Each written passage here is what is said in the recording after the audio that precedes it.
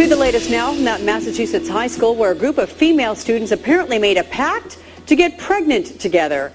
Nearly half of the 17 pregnant teenagers at Gloucester High School north of Boston apparently decided to get pregnant and raise their babies together.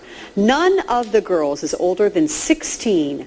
Time magazine is reporting one of the fathers is a 24-year-old homeless man.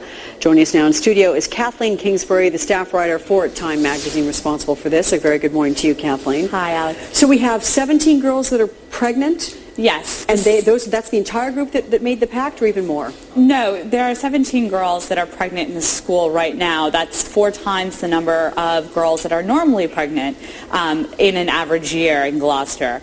And about half of those girls are responsible for the pact. I spoke with the principal at the school, and he said, this is not an issue of these girls not having access to birth control. It's an issue of them intentionally deciding to get pregnant. You mentioned one father is a 24-year-old homeless man. Who are the other fathers? Are they boyfriends or? The other fathers are a mix of young men. Some are other teenagers at the high school. Others are young men who range between 20 and 24 who are older men.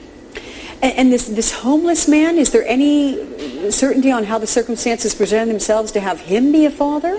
My understanding is that he entered into a somewhat romantic relationship with this girl that, it's a little bit unclear as to how they met. My understanding is they simply met in town. They met on the street, and that, she carried on a romantic relationship with him.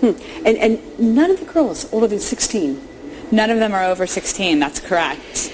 They're all sophomores. I'm curious, did the now fathers-to-be, did they know what they were getting into? Did they have any sense of things? My understanding is they didn't. That this was something that the girls had made a decision on their own. They had decided, that they wanted to contribute this way to society, that they wanted to, become mothers because it was kind of a glamorous thing to do.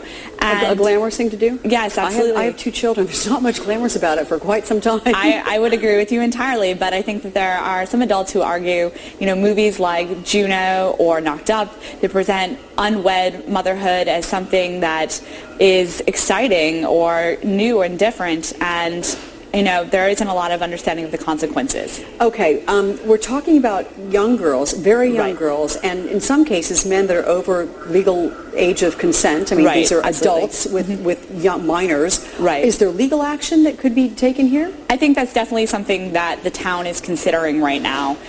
Yes, absolutely. In Massachusetts, having sex with a girl under the age of 16 is statutory rape. And it's something that's confusing because since some of these teenagers are young themselves, fathers are young themselves, young teenagers, they might not have known even the consequences of this. But there are some older men that are involved here, and I think that there are some adults in the town that are concerned that they preyed on these girls. Have any of these girls spoken publicly?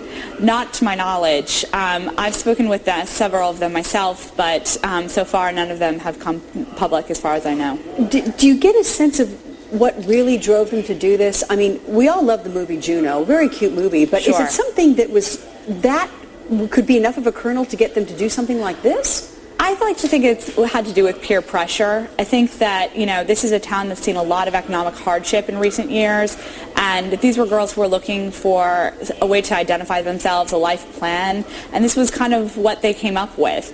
And, whether or not it was one person who had the idea to begin with and it sort of spread through this group, or whether or not it was a few of them, it was clear that this is what they, thought that they could do to contribute to their families, to their community. And speaking of families, do these girls have the kinds of families that are going to have the economic resources to support what's ahead? Gloucester has always been a town that has embraced young mothers. They've always been very supportive of them. The school has an on-site free daycare center. They really try to make sure that these girls finish school and go on to college.